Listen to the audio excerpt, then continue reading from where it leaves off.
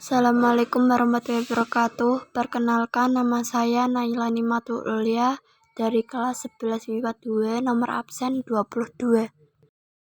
Saya akan menjelaskan materi tentang fenomena seni rupa. Seni rupa pramodern. Pengertian seni rupa pramodern adalah karya seni rupa yang hadir sebelum zaman industri, yang berarti muncul sebelum zaman modern. Perkembangan seni rupa dapat dilihat dari aspek kesejarahan yang merupakan rangkaian perubahan, baik dari aspek konseptual maupun aspek kebentukan. Berikut adalah aliran-aliran seni rupa pramodern yang bertahan hingga saat ini. 1. Aliran primitivisme. Primitivisme merupakan corak karya seni rupa yang memiliki beberapa sifat, diantaranya bersahaja, sederhana, naif, jujur, spontan, baik dari segi penggarapan bentuk maupun pewarnaannya. Seniman bebas dari belenggu profesionalisme, teknik, tradisi, dan latihan formal proses kreasi seni ini. Ciri-ciri aliran primitivisme yaitu menggambarkan sebuah subjek dengan bagian yang sangat datar dan cenderung sangat sederhana sekali. Selain ini juga terikat dengan kehidupan manusia saat zaman dahulu yang cenderung primitif.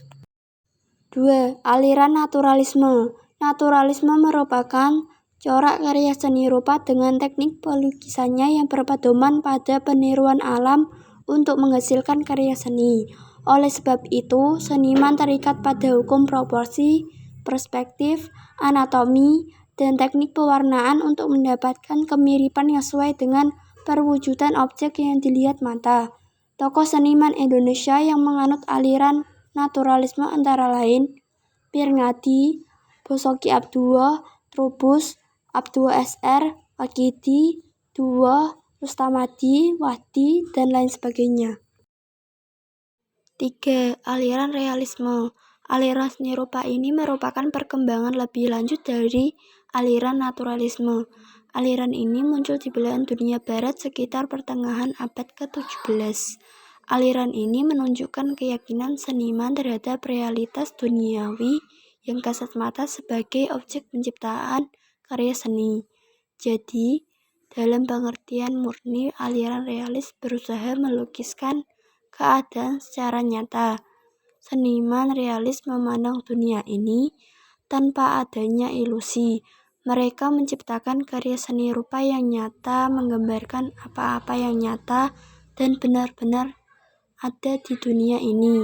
Tokoh-tokoh realisme yang ada di Indonesia antara lain Raden Saleh atau realisme romantis, S. Sudjojono, Duoh, Rustamadi atau realis fotografis, Dede Eri Supriya, Ronald Manulang atau realisme baru.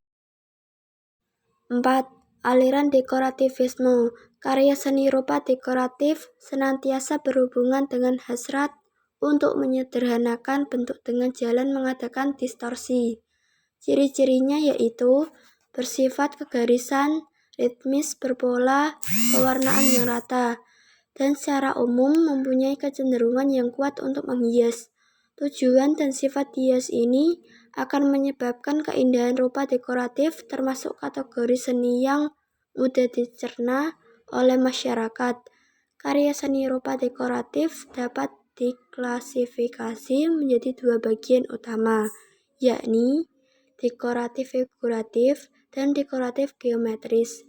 Dekoratif figuratif adalah yang biasanya ditandai dengan penggambaran wujud, figur, atau bentuk-bentuk di alam yang kita kenali, seperti misalnya pemandangan, hewan, dan lain-lain. Dekoratif geometris adalah karya seni rupa yang bebas dari peniruan alam. Perwujudannya merupakan susunan motif, bentuk, atau pola tertentu ditata sedemikian rupa sehingga memiliki kapasitas untuk membangkitkan perasaan keindahan dalam diri pengamatnya. B. Seni rupa modern. Pada dasarnya, seni rupa berkonsep modernisme atau pengaruh modern ini muncul karena kelanjutan dari gejala perkembangan seni rupa dengan konsep sebelumnya, yaitu seni rupa pramodern, dan merupakan salah satu aspek dari perkembangan budaya secara menyeluruh. Pada masa ini, para ilmuwan dengan kecerdasan dan temuannya bermunculan, sehingga muncullah zaman modern, yaitu zaman yang dikuasai oleh ilmuwan pengetahuan dan teknologi. 1. Jenis-jenis seni rupa modern. Budaya pop tumbuh dari pertemuan beberapa kecenderungan dan juga kondisi sosial dan ekonomi pada masyarakat modern pada pertengahan tahun kurang lebih 1950-an. Pada era ini, pengangguran konsumerisme sudah hilang, ditandai juga dengan meningkatnya kesejahteraan sosial di masyarakat, berubahnya pandangan sosial dan kesejahteraan yang lebih baik pada kaum muda, serta juga tingginya kepekaan dan pengalaman masyarakat terhadap hal yang berkaitan dengan kehidupan sehari-hari. 2. Seni optik. Ilmu optik pertama kali dipelajari dan digali dengan serius selama bertahun-tahun di laboratorium oleh seorang ahli filsafat dan juga ahli ilmu fisika yang berkebangsaan Inggris bernama Bacon pada tahun 1220 sampai 1292, yang mempelajari struktur cahaya dan kaitannya dengan mata manusia dalam kemampuan untuk menangkap warna yang terpancar dari luar.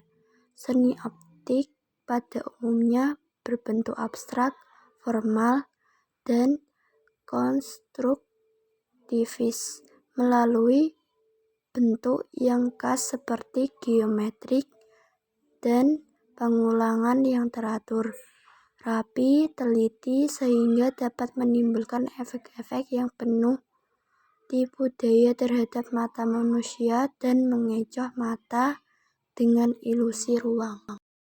3. Seni konseptual. Istilah konseptual merupakan sinonim dari idea art. Conceptus dalam bahasa Latin berarti pikiran, gagasan, atau juga ide di dalamnya. Istilah ini muncul pertama kali pada tahun 1960 yang dikemukakan oleh Keinholz dan Hero Flins yang berasal dari California. Jadi, konseptual adalah sesuatu yang berkaitan dengan konsep. Konsep atau ide adalah hal yang penting dalam penciptaan seni. Seni konseptual ini mendapat kritikan dan sangat kontroversial karena lahirnya seni konseptual ini membalikkan fakta dan segala kemapanan dalam seni, yaitu nilai-nilai, gaya, galeri, pasar seni, dan lain sebagainya. 4. Seni kontemporer. Dari berbagai keterangan yang ada, maka dapat ditentukan adanya dua paradigma pemahaman tentang aktivitas seni kontemporer. Pertama, kelompok yang mementingkan aktivitas seni sebagai aktivitas mental dari dalam diri senimannya. Kedua, kelompok yang mementingkan aktivitas seni yang ditunjukkan bagi kepentingan masyarakat luas maupun masyarakat sekitarnya. Serutan melihat kecenderungan persepsi seperti itu sebagai sesuatu yang menyulitkan dalam penilaian estetik dalam karya seni. C. Seni rupa postmodern. Seni rupa postmodern adalah gaya seni rupa yang merupakan perpaduan antara penyederhanaan bentuk dan sedikit ornamental, yang lebih bebas tanpa terikat dengan aturan tertentu. Kritik sosial dan kemasyarakatan adalah tema yang dominan untuk aliran seni rupa postmodern. Dalam sejarah manusia, kita mengenal dengan Tiga era atau zaman yang mempunyai ciri khasnya masing-masing, yaitu pramodern, modern, dan postmodern. Postmodern adalah paham yang berkembang setelah zaman modern. Postmodern memberikan pemahaman baru terhadap dunia menjadi dunia lebih luas. Banyak pemikiran dari postmodern yang melawan aturan-aturan pada aliran modernis, meskipun banyak tokoh postmodern mengatakan bahwa mereka tidak melawan pakem-pakem modernis, melainkan hanya merevisinya. Ciri-ciri seni rupa postmodern. Objek lukisannya mengutamakan kebebasan berekspresi, dinamis, dan tidak terikat aturan. Pada masa postmodern, seni menjadi sangat luas cakupannya, dengan tawaran kebebasan dan berkarya secara menyeluruh. Namun tetap saja konsepsi dari postmodern itu sendiri sebagai sebuah pemikiran yang kritis, sehingga karya seni yang dihasilkan tidak terbatas oleh visual dan estetika saja, namun menuntut riset yang mendalam dan tidak menyeluruh dalam berkarya, sehingga terdapat gagasan dan pertanggungjawaban dari karya seni yang dihasilkan. Bahkan tak jarang pertanggungjawaban dari karya seni yang lebih diutamakan. Ini adalah cerminan dari pemikiran kritis atau budaya filosofi yang dianut oleh postmodern, menekan media daripada isi.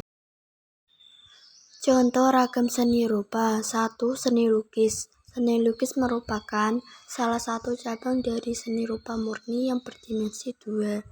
Dari pembubuhan cat, para pelukis mencoba mengekspresikan berbagai makna atau nilai subjektif.